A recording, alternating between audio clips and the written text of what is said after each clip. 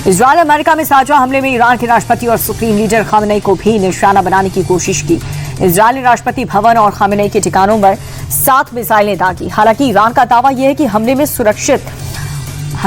राष्ट्रपति सुरक्षित हैं और वहीं खामेनेई को भी तेहरान से सुरक्षित स्थान पर शिफ्ट कर दिया गया है।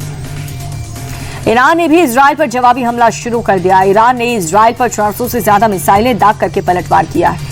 उत्तरी इजरायल पर ईरान ने टारगेट अटैक किया और पूरे इजरायल में हवाई हमले के लगातार सायरन बज रहे हैं। इजरायली हमले के बाद से ईरान ने अब तक का सबसे घातक हमला करने की भी धमकी दी है। ईरान ने कहा कि जंग इजरायल ने शुरू की और इसे खत्म हम करेंगे। अमेरिका और इजरायल को हम कुचल के रख देंगे। ईरान पर हमला करने के बाद से अमेरिकी राष्ट्रपति ट्रंप ने पहला बयान जारी किया। राष्ट्रपति ट्रंप ने कहा कि ईरान कभी भी परमाणु शक्ति नहीं बन सकता। ईरान परमाणु हथियार बनाने की कोशिश कर रहा था और अमेरिका को निशाना बनाने की कोशिश में था। ईरान के खिलाफ अब हमने बड़ा ऑपरेशन शुरू कर दिया। हमारा लक्ष्य खतरे को खत्म करने का है। हम उनकी नेवी और मिसाइलों का खात्मा कर देंगे। ट्रंप ने ईरान को धमकी देते हुए ये कहा कि खामेनेई की फोर्स हथियार डाले या फिर मौत का सामना करे। राष्ट्रपति ट्रंप ने अपने बयान में चौंकाने वाला दावा किया है। ट्रंप ने यह दावा किया है कि अमेरिका ने ईरान को कई ऑफर्स दिए, लेकिन ईरान ने सभी ऑफर्स को ठुकरा दिया, जिसके बाद से आखिर में अमेरिका को हमला करना ही पड़ा। सूत्रों के मुताबिक अमेरिका ने ईरान के आगे 4 शर्तें रखी थी। पहली शर्त यूरेनियम एनरिचमेंट पर पूर्ण प्रतिबंध, दूसरी शर्त पहले से संबंधित यूरेनियम को हटा दिया जाए और तीसरी लंबी दूरी की मिसाइलों की संख्या सीमित करना और चौथी क्षेत्रीय प्रॉक्सी बलों को मदद देना बंद करना। लेकिन ईरान इन शर्तों पर तैयार नहीं हुआ और अंजाम सबके सामने है। ईरान पर हमला करने के बाद से इजरायली पीएम नेतन्याहू के बयान भी जारी किया है। नेतन्याहू ने यह कहा कि हम ईरान को परमाणु शक्ति नहीं बनने देंगे। ईरान को हथियार डालने हों। हमलों के बाद से अपने पहले वीडियो मैसेज में नेतन्याहू ने तेहरान में शासन बदलने की बात कही। उन्होंने ईरान की जनता से ये कहा कि वो जुल्म के बोझ को हटाएं और एक आजाद और शांतिपूर्ण ईरान बनाएं। ईरान की मौजूदा सरकार को परमाणु हथियार हासिल करने की इजाजत नहीं दी जानी चाहिए, क्योंकि इससे पूरी दुनिया को खतरा हो सकता है। ईरान पर हमला करने के बाद से इजरायल भी ईरान के पलटवार को लेकर के पूरी तरह से अलर्ट था। इजरायल ने डिफेंस सिस्टम आयरन डोम को एक्टिवेट कर दिया। नेतन्याहू सरकार ने पहले ही पूरे देश में इमरजेंसी घोषित कर दी थी।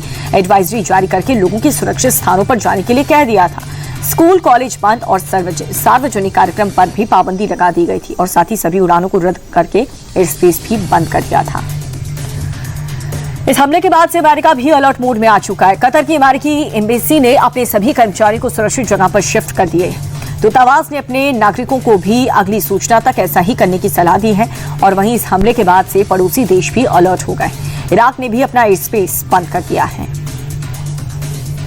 यूएई ने पहले ही ईरान को चेताया है कि वो इस हमले का जवाब दे सकता है, मगर फिर भी ईरानी सेना हिमाकत करने से पीछे नहीं हट रही।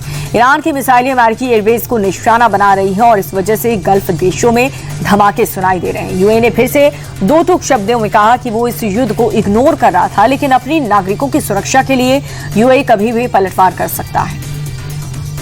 ईरान पर अमेरिका इजरायल के हमले के बीच से इजरायल स्थित भारतीय दूतावास ने नागरिकों के लिए एक एडवाइजरी जारी की है, जिसमें सभी भारतीयों को सावधान और सतर्क रहने के लिए कहा।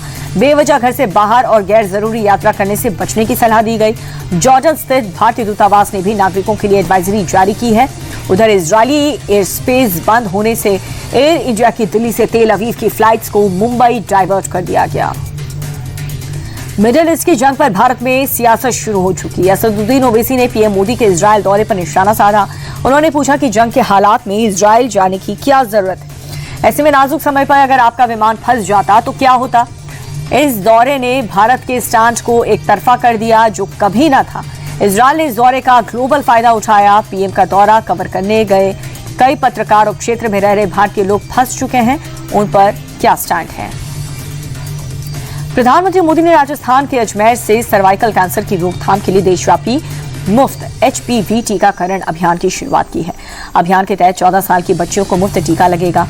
टीका लगवाना पूरी तरह से स्वैच्छिक होगा, लेकिन वैक्सीन लगवाने के लिए अभिभावक की लिखित मंजूरी जरूरी होगी।